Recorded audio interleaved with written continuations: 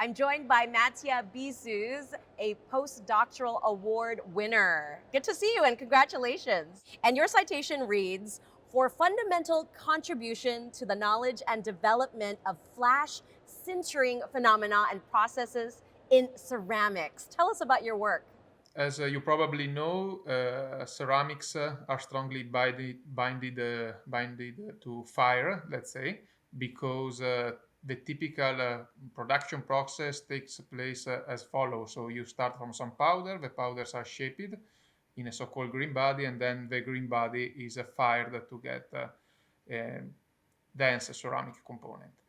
And the binding between ceramic and firing is so strong that even the word ceramic means to fire.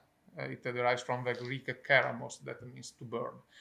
And what we are doing the last few years is to try, let's say, to develop processes where we use electric field, electric current, electromagnetic radiation, external pressure, and specific additive to decrease the sintering temperature. So to promote the consolidation of ceramics at a lower temperatures with a lower energy consumed. And what about this particular field of materials science drew your interest? First of all, I would like to say that I like to be a researcher because it's even though we are working in a scientific field, I would say it's something quite artistic, quite creative. So it's something I think very interesting, very funny for everybody. But I like more specifically ceramic sintering because it is a miscellaneous process, I would say.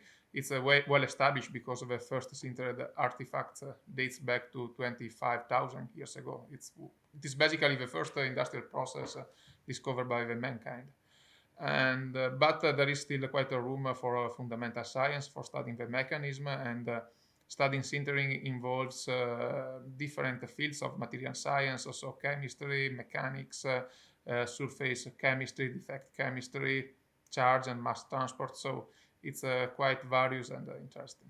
What are some of the practical applications, such as devices or products, that might come about as a result of your work?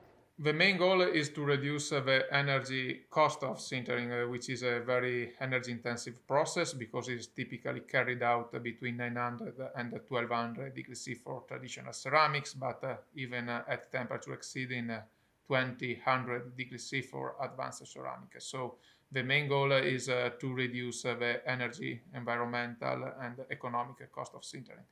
And what's more interesting is that by decreasing the temperature needed for densification, we can also produce new materials because we can densify phases which would be metastable, which would decompose at a high temperature.